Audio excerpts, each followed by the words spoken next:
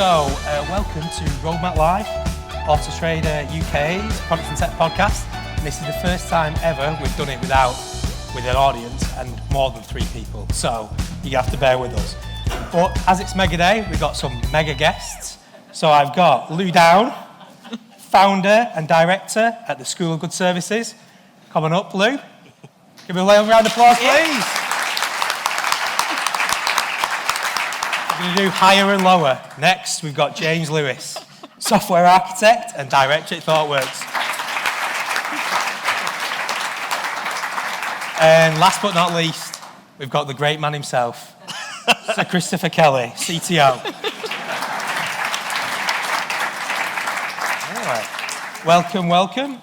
So we're going to start. So we had an earlier talk around career changes, and I think you 3 have been in the industry for yonks and yonks. But what I'd like to know, did you find yourself straight away in a product and tech capacity, or did you meander into the industry? And I'm going to start with James.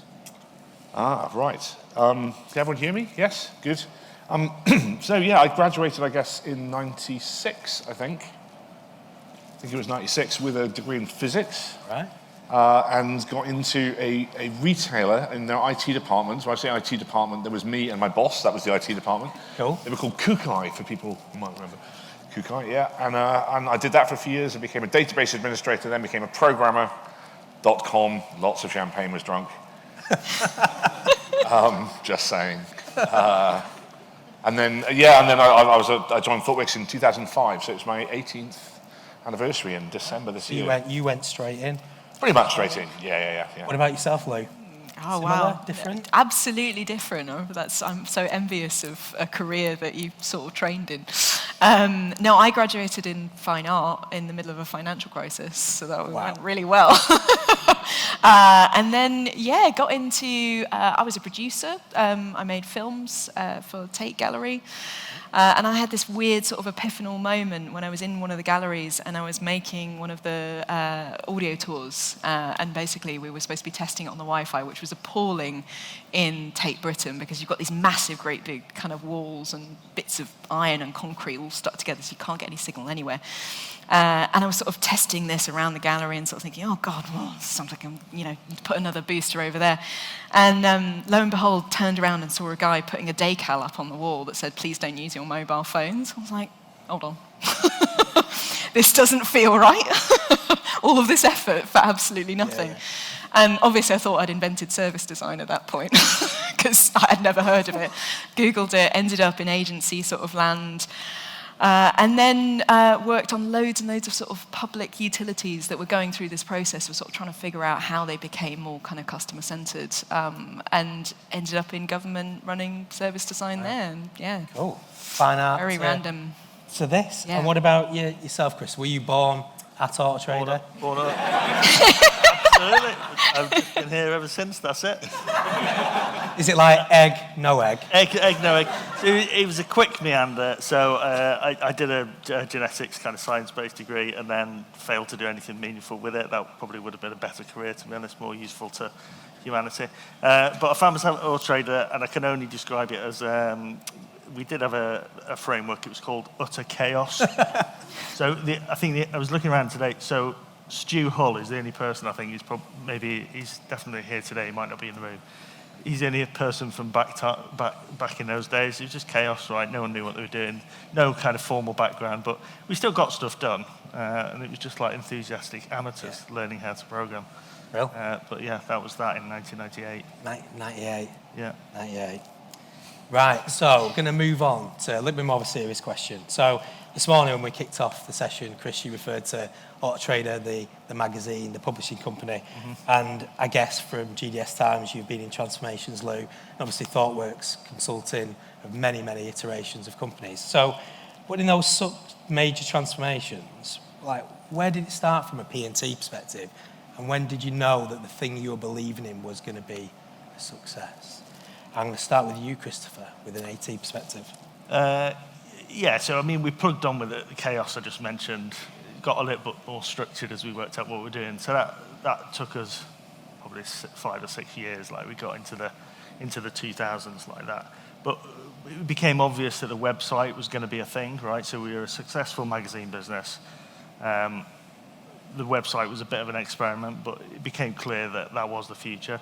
So there came a tipping point of like, come on, we need to double down on this. Yeah. And we'd learned how to do some things, and we got the website up and running. It was a bit better than I'm making out, to be honest. But we needed external help, so that was the first engagement with Thoughtworks, actually. Right. And it was really a doubling down on, come on, we need to apply some proper engineering rigor to this. So we did a project. It was called AT 2.0. And it was rebuild the website, right? But using modern engineering principles at the time. So introducing continuous integration, pair programming, just like growing up, really. I would say product was probably still in its infancy. Service design, nowhere to be seen. But like the beginnings of how we did engineering, like came from that and have stuck today, right? So everything we're doing today is built on those foundations. Yeah. So that transformation was, for us, I think primarily it was a tech transformation first and foremost. Later, we've gone on to bring more and more of the business into that, and I think today I'd say we're a tech company and everyone gets it, and that's how we do stuff. But the first phase of that was making the tech teams better, just learning agile and just being... And James, from like a Thoughtworks perspective, was that typical what Auto Trader went through from your sort of insight into the industry?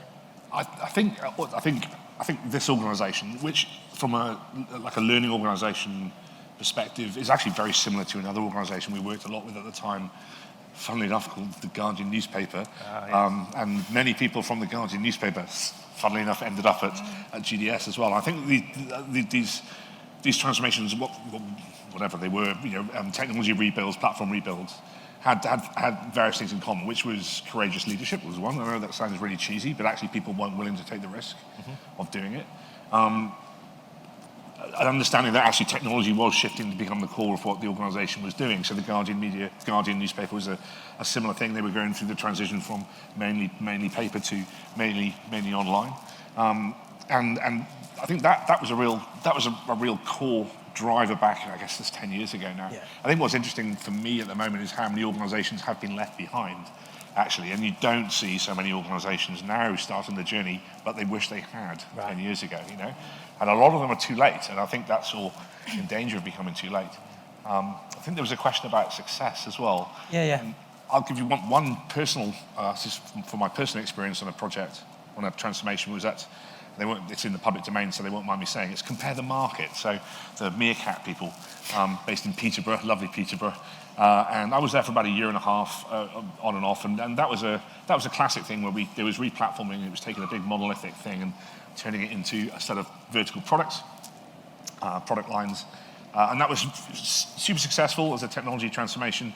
But then what they started doing is bringing product into that. So they not only had product with those product teams, but they started bringing the business into those product teams as well. So they structured everything around the product rather than just technology and just having a product owner who says, I'm a product owner. But the reason the time I knew that was successful was because there was an individual there who was when we arrived, he was a really spiky person who, he was in a sort of quite a difficult situation at home.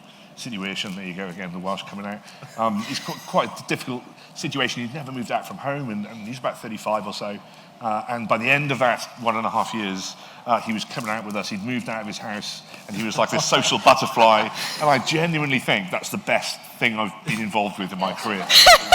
Is taking that individual, we sort of threw our arms around him, and he became an awesome dude. So yes, there you go. Love it. And so Lou, like government perspective, similar, different, more the same? I mean, I think government is probably just a sort of longer, slower version of what you just talked about.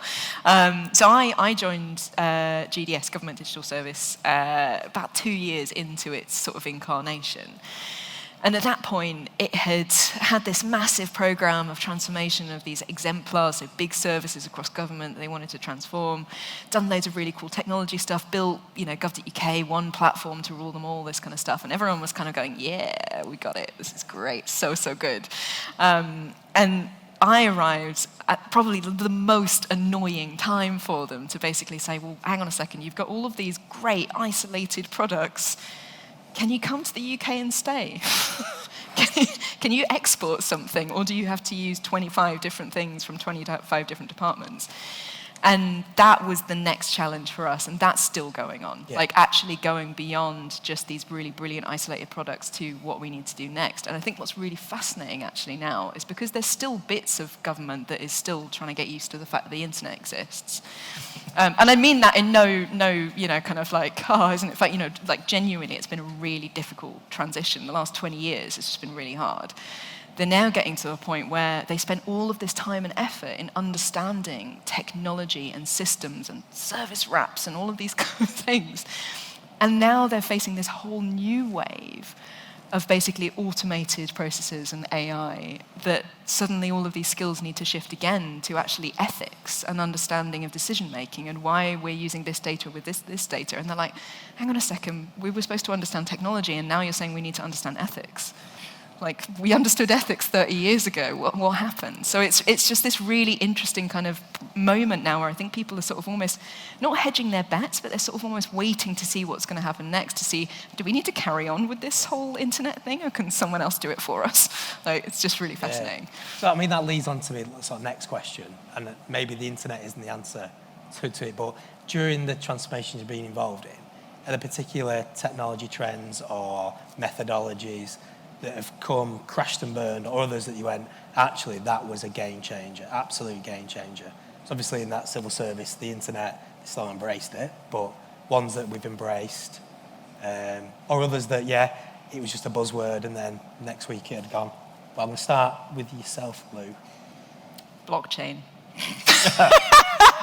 Remember that? Where's Ben Smith? Where's Ben Sorry. Sorry, Ben. I mean, like, the principles are still really important, but for me, blockchain was just such a moment of realizing how much we can create a load of hot air around a technology and be looking around going, well, okay, what do we do with it? Come on, over here, blockchain over here. It's a bit like having, like, Artex ceilings in the 70s. Literally everything was covered in blockchain. And we hadn't solved any of the basic problems. We had really great data sets. You're like, okay, cool, right, great. So I just think that's I don't know, it was a real lesson for me. And I think, you were saying it earlier, you can't be asked with AI. And there's a bit of me that sort of feels the same of like, should we give it like, a couple of years? Just wait and see. Let's not get so excited. Winter is coming. Yeah, like turn the thermostat up, make yourself a tea, calm down. Like, sorry, that was a massive denigration of an entire area of technology. It is really important. Pete's having a meltdown. But I think it's just, that's what I was saying about the kind of ethics question. We haven't worked out what these technologies do to us as an organization and as people, and we adopt them without really thinking those things through. And then we find ourselves in problems. And I think that's kind of where we need to get to, is just a bit more, not caution, but a bit more kind of sense of understanding and sort of experimenting with these things first before we sort of start leaping into them. But has there been any of the panel, ones that have really stuck? So, like the hot air versus the actual, that was like game changing for us.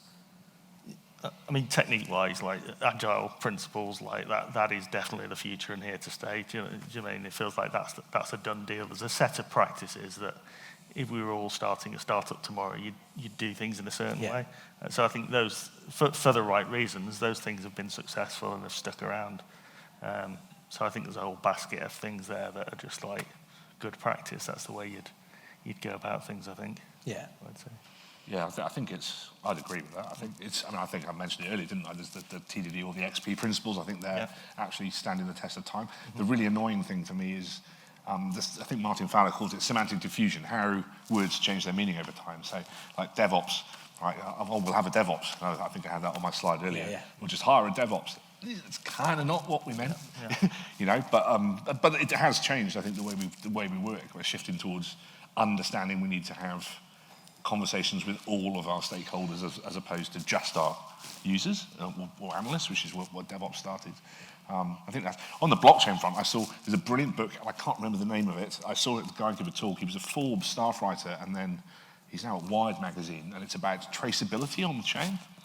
in distributed ledgers, and it's hilarious because there was all this hype around how blockchain was going to enable democratization of money, and kind of, you know, everything was going to be untraceable. And it turns out, I didn't know this until I saw this talk. It turns out that distributed ledgers are completely traceable. Very traceable, yeah. Completely traceable. They're more traceable than any other form of money. So all these people who thought they were hiding all their stuff everywhere, they're all now being picked up by the FBI.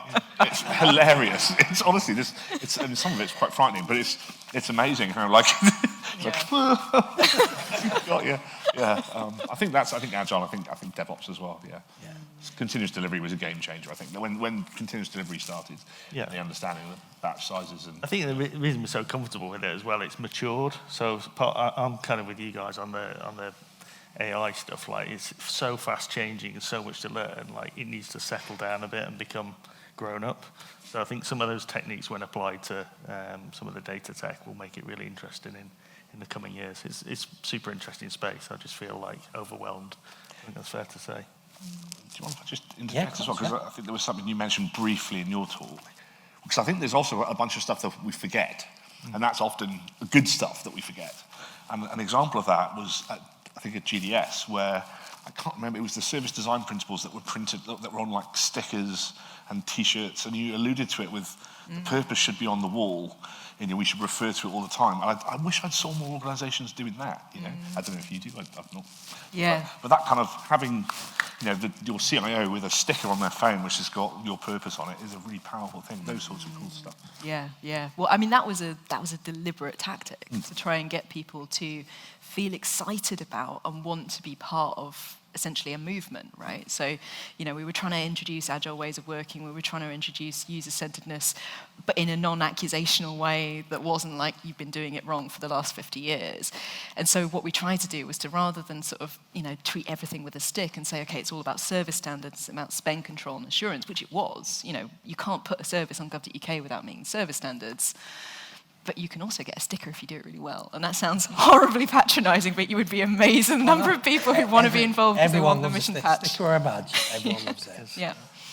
Well, then thinking about the future, I know we messed about with the AI, but is there anything, I mean, you referred to the tech radar, the Thoughtworks tech radar. Is there anything on the radar right now that is coming into that sort of adopt phase that you're excited about? Like, James, start with you. Something that you'll go, actually, that is something that really is going to be one that will fly? I think... Or two, or three. Yes, no, good question, thank you. I'm not sure if it's a direct answer, but something that's almost like a group of things we're seeing is and it's related to ethics, actually, is the more ethical use of technology. As things like, you know, driverless cars become almost a reality. You know, self-driving vehicles are almost here now, certainly level 4. What does that mean for us as individuals who are working in an environment where we could be called to be personally accountable for the decisions we're making, writing a line of code? Like, as in, if you write the line of code that causes the car to kill the driver and not the baby in the buggy, because that's a decision. These are really deep ethical questions that we're going to have to start asking ourselves. Individuals, you know, the developers, this is not a manager can't tell you to write that line of code. You have to decide to write that line of code. So I think that's very interesting. Sustainability is another thing. There's a continuous delivery. We talked about doing tens of thousands or thousands of deployments every week. Now, we ran some experiments where there's like an optimization curve between the number of deployments you do and the carbon you're using.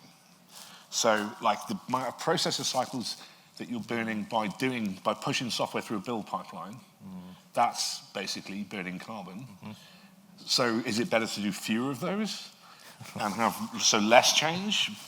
Or is it better to... I mean, these are really... I think we're only really starting to think about this at the moment, I think. So those are two interesting areas. It's the sustainability and the ethics of what we do. Yeah. Anything from your perspective, Lou? Yeah, I mean, personally, I'm really fascinated by the people who are actually just using these new technologies to do completely things that we never really expected. And I'm really struck by, my favorite example at the moment is I've been working with a Colombian bank, and they've got really excited about loads of new technology, and we're working with them to try and help them to sort of see their customers and understand what's going on. And I was in a meeting with them one day, and they were just like, Lou, I want to show you what we've been doing with AI. I don't have to write any emails anymore. And I'm like, oh God, what's going on here? And it turned out they're all using AI to write their emails to each other. And they sat next to each other as well. Yeah. But not only this, right? They're also using it to summarize the meetings that they're in.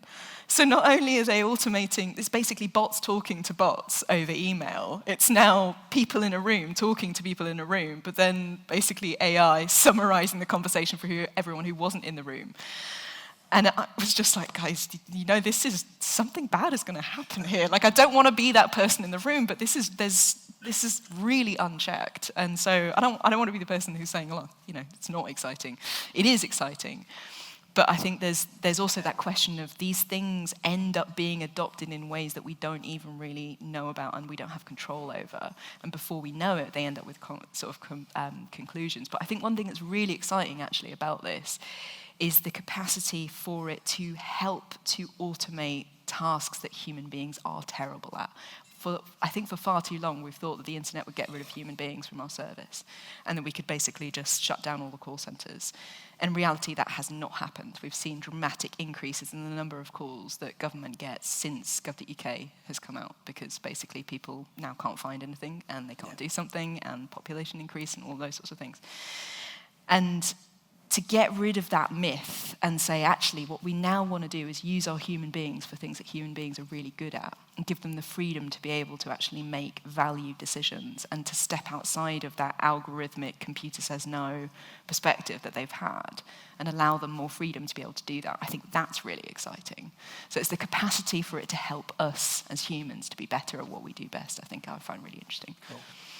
What about yourself, Chris? Sometimes you just have too much new stuff, right? So there's just stuff coming at us all the time. So sometimes the right thing to do is just not rush to adopt it and just let things ride out. I can remember in early 2010, 2011, people went mad for rich internet apps like Silverlight and Flex and those. Exactly. Like nobody uses these things anymore. And I remember putting loads of effort into learning new things and getting dead excited about it, and it just died in its arse. It was like, terrible idea, really, looking back. But things like that can just come and get hyped up and look really exciting, but don't. So we still have that. We just call them like rich. Yeah, now they just React and web app. But like the idea of a big fat plugin in a browser like that didn't last. But so some things you just have to. You don't have to adopt them the minute they land on the excellent tech radar. You just kind of go, we'll see how that pans out. Cool. Right, I'm going to move on to like the comedy side of the comedy side. So you probably don't know this, Lou and James, but at AutoTrade we have this unofficial glossary of terms that you just don't say. If you say them, you actually get shot. And removed from the building. You said you wouldn't talk about this. I know. There is also catchphrases that we do use, and like we use on a day-to-day basis, and it gets people back on track. So one of Chris's is egg, no egg, which he'll tell you about later. We could have a game of it later. No, we're not going to do the game. But it'd be really interesting, like, I think, James, you mentioned about change request boards, and like it sends a shiver down your back. Yes. So it's those ones. So it's either catchphrases, words that are used within the industry that when you hear them, you want to curl up and cry, or other ones that actually get you totally invigorated and go, yep. So one of mine, it's really cheesy. I love the old win-win, because everything's about win-win, or win-win-win when you think about three people. Or in this case, it's win-win-win-win. I like win-win. What's wrong with win-win? Well, sometimes there's more than two people. Oh, win-win-win. Win-win-win? Oh. Win-win-win. So it is onto that. Any catchphrases, things that really do you Sweden. And I'm going to start with Christopher, because he has many. He's probably not going to reveal them all. I didn't realise I did, but so the autonomy one, I'll explain that for that. So it's not the principle wasn't a bad one, right? We got burnt a little bit. So in the nearly 10 years ago now, Spotify published their Tribes and Squads paper, and we read this, and it just totally resonated. Sounded great. It's a great way to organise, and actually we did it, and some of those terms live on today, and it was excellent for us. But in working out how we moved to that, the mistake we made was we described it as autonomous teams. And it simply just meant freedom to go and do things. But it was interpreted a little bit sometimes as that means you can't tell us what to do, I'm working on this, this is my roadmap, this is my backlog. Which was fine for that team, really, because we'd kind of empowered people to do that. But getting them to work with another team that's got their idea of autonomy was the hard part. So you just ended up with like just the walls 20 startups. Yeah, exactly. So it wasn't intended to be used like that. It was just a sort of literal meaning of a word, and we probably should have chosen something else. But you never know, do you, when you choose it? So that word is somewhat tainted, even though the sentiment is absolutely right. Is there any positive phrases that you particularly like? Well, I like win-win now. Win-win, okay. I'm going to get win-win into as many, into as many conversations as I can now. Win-win. What about yourself, James? Is there when you go back to Thoughtworks and you're with your 200 million employees that you hear something and go, oh my God, here we go again? Leverage, hate that. And utilise. Well, those are two words I quite like. I'm a big James. Okay, I watch James Martin Saturday Morning Kitchen, and it drives me crazy. He says, we're going to utilise this pan. Like, can't you just say use? Utilise the leverage the utilise. All that Utiliser. stuff. Yeah, I don't know. You'll win. This is for the real nerd joke. My algorithms professor told me this joke. He said, there's little Johnny, and he goes home after school for tea, and his mum says, tonight for tea, Johnny, you can have sausages or chips or pizza. And little Johnny says, is that an X or?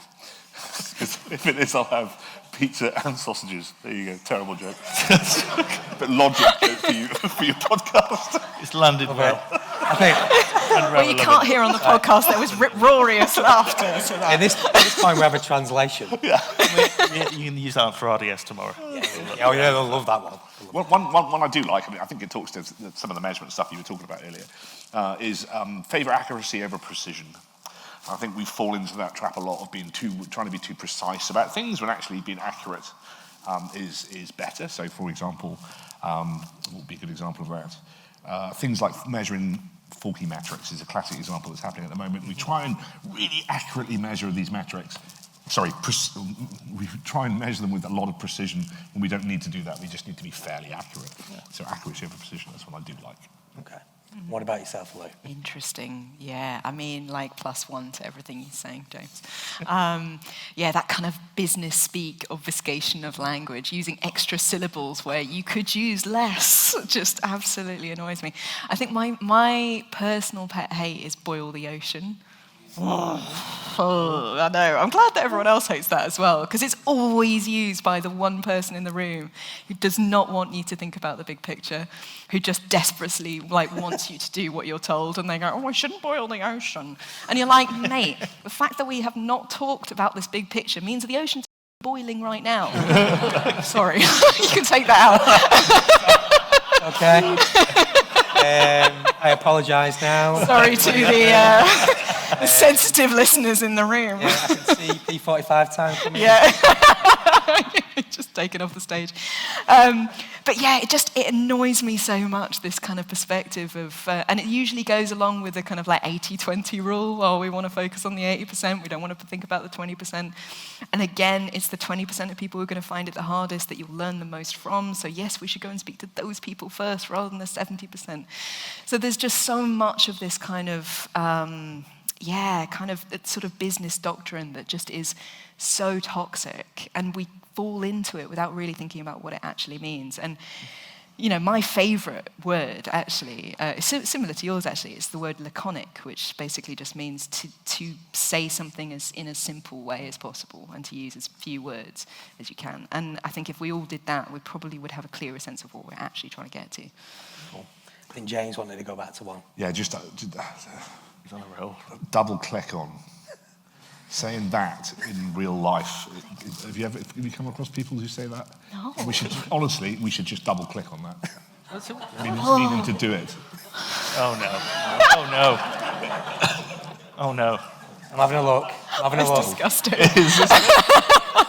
It's like someone heard that people on Reddit were quite cool and then completely misinterpreted anything that might happen on Reddit and came up with their own random management bullshit based on something that might happen online sometime. Oh God, but it's also like it's a horrible example because why should you have to double click? It should only be one click. Yeah, I think you've ruined it. Yeah, sorry. Okay, so in true question time, extra time fashion, I'm going to open up questions to the audience. Got a few minutes where you can take some questions on any topic. Well, hopefully topics within the conversation we've had, to either Lou, James, or Christopher. Oh, we've got Mark Manil. Mark's not allowed to take questions. Anybody else? Please, somebody else. Oh, there we go. We'll come back to you, Mark. We've got Maggie Walsh. I don't know why I'm calling people's names out. Thanks, Pete. It's more about transformations, and I guess if you wanted to get your thoughts on, do transformations ever end? In your experience, how do you guide an organization that maybe thinks it's ended, but there's probably more to go, or a path forward that maybe they don't quite see? Can I pick that up? Yeah, coffee, James. That's right. Yeah. So it's actually, maybe I should have included transformation in the last section, because it's another one of these words I don't think really describes what successful businesses do, right, when they make changes. You mentioned the Spotify model, and then the Spotify model looked like the Spotify model for a fraction of a week, and then it all changed, and it's been changing ever since. And they've been able to do great things because they've changed how they've worked in that decade since. And I think is that transformation? I don't know. I think transformation is about going from, maybe it describes going from a different paradigm to a completely different paradigm, maybe from print to digital or something like that. But just the ongoing process of getting better at what we do, I think should never end. In fact, one of the core things about microservices originally was this idea that you're building software that's never done. The movement towards product teams was a distinction between running projects and financing a thing that finishes, and then you move on to the next thing. So no, I don't think they should.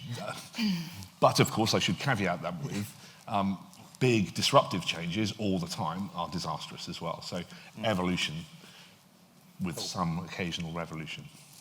Yeah.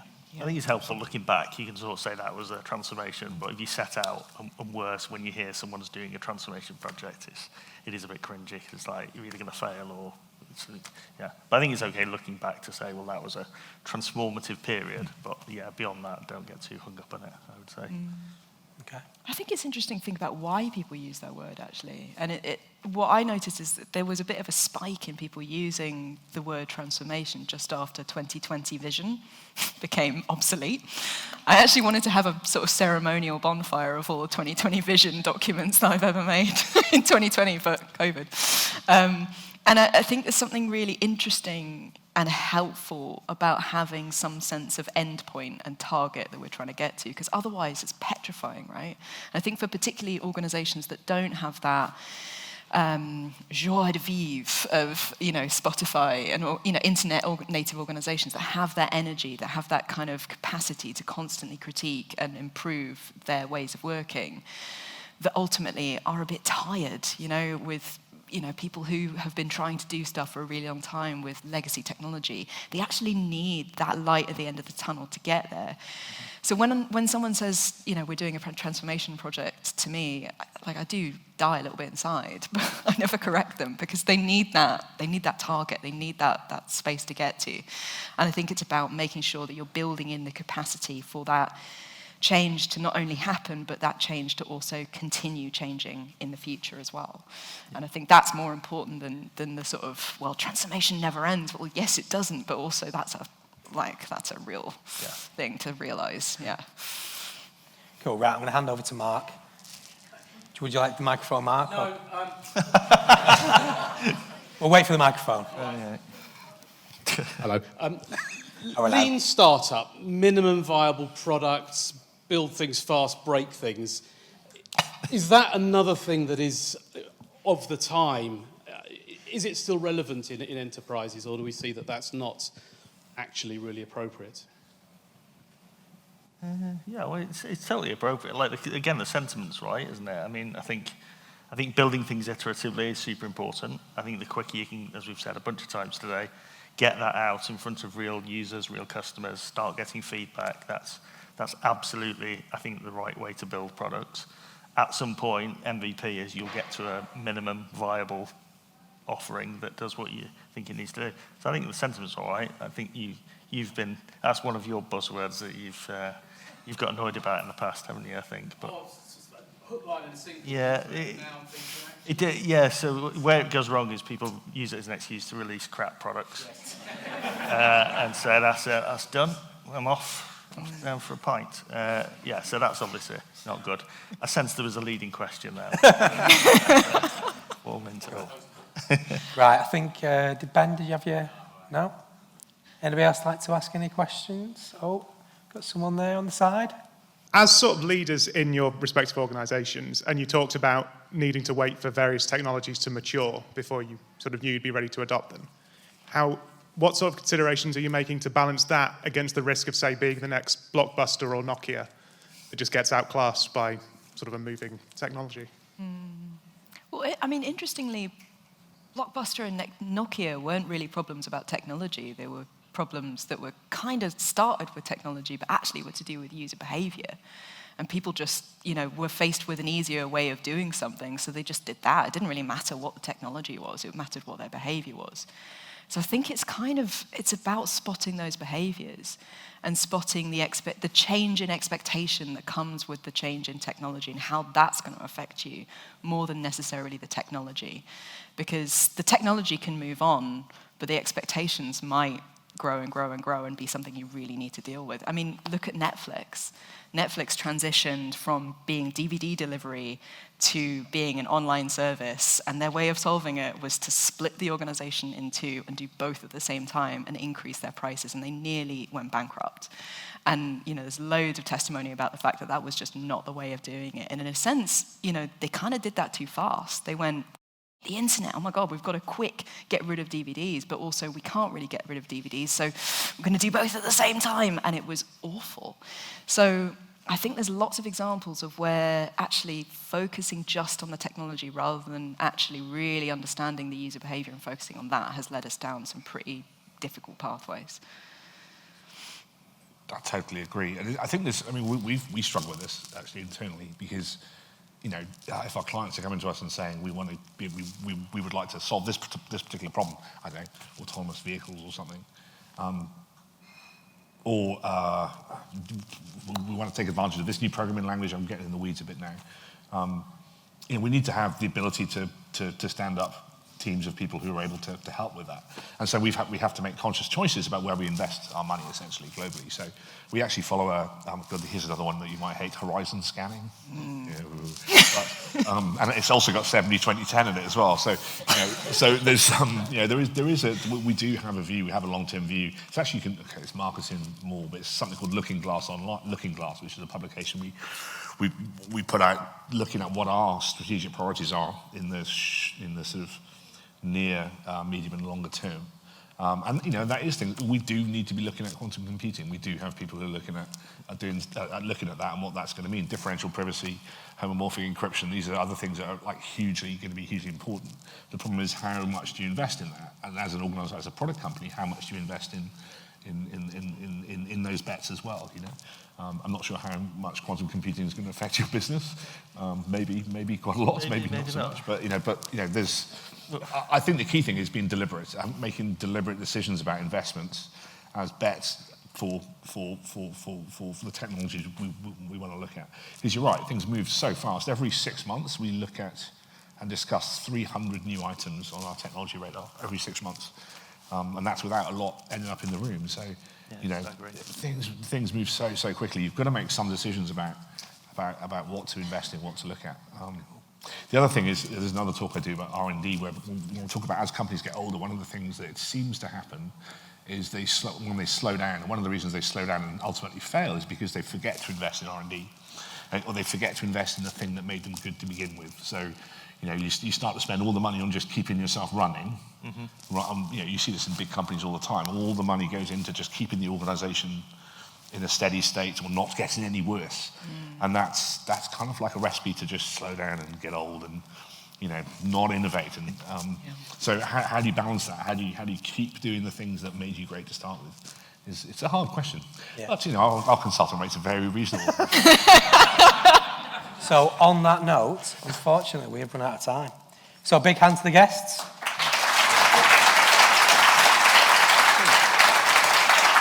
Can I add one more thing before we finish? Yeah, of course, James. I just wanted to, can we have a round of applause for GDS? Because I don't think anyone in the room, like, honestly, it's changed our lives in the last 10 years. So, for GDS. Now, before we get kicked off the stage, because it's going to be on a podcast, I have to do my little official wrap-up. So, thanks for the guests. This is a wrap for the Mega Day edition.